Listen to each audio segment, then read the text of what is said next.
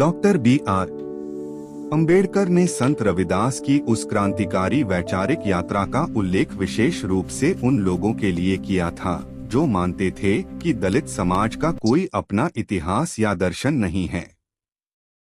बाबा साहब ने रविदास जी के जीवन से 3 प्रमुख क्रांतिकारी पहलुओं को रेखांकित किया। 1. शास्त्र बनाम अनुभव, प्रामाणिकता की क्रांति। उस समय समाज में केवल शास्त्रों को सत्य माना जाता था। संत रविदास ने साहस के साथ कहा कि जो अनुभव में नहीं वह सत्य नहीं। बाबा साहब का नजरिया। अंबेडकर जी ने रविदास जी की इस तार्किक शक्ति की प्रशंसा की। उन्होंने समाज को सिखाया कि वे उन ग्रंथों या नियमों को न माने जो उन्हें नीच कहते हैं। बाबा साहब की शिक्षित बनो की सीख असल में रविदास जी के इसी तर्कवाद रैशनलिज्म का आधुनिक रूप थी।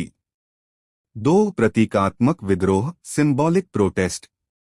कहा जाता है कि संत रविदास ने उस समय के पंडितों द्वारा वर्जित किए गए प्रतीकों जैसे जनेऊ, तिलक को पहनकर यह सिद्ध किया कि ईश्वर की भक्ति पर किसी एक जाति का एकाधिकार नहीं है।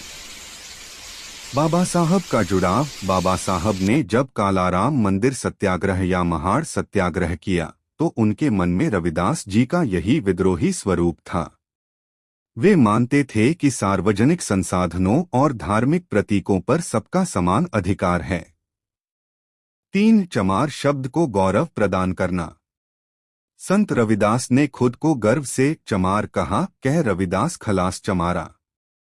उन्होंने इस शब्द से जुड़ी हीनता को समाप्त कर उसे एक कर्मशील और ईमानदार पहचान में बदल दिया। बाबा साहब का संदेश। डॉक्टर अंबेडकर ने भी अपने अनुयायियों से कहा था कि अपनी पहचान छुपाने के बजाय उसे अपनी ताकत बनाओ और संघर्ष करके समाज में अपना स्थान छीनो। एक ऐतिहासिक संदर्भ। डॉक्टर अंबेडकर ने 1920 से 30 के दशक के अपने अखबारों मुकनायक और बहिष्कृत भारत में अक्सर यह लिखा कि संत रविदास ने केवल भक्ति नहीं की बल्कि उन्होंने सामाजिक सत्ता, सोशल पावर के ढांचे को चुनौती दी थी। बाबा साहब का मानना था कि रविदास जी ने दिखा दिया कि एक व्यक्ति गरीबी और जाति की बेड़ियों में रहकर भी मानसिक रूप से आजाद हो सकता है। क्या आप यह जानना चाहेंगे कि संत रविदास की जयंती को लेकर डॉक्टर अंबेडकर के क्या विचार थे और उन्होंने इसे मनाने पर क्यों जोर दिया?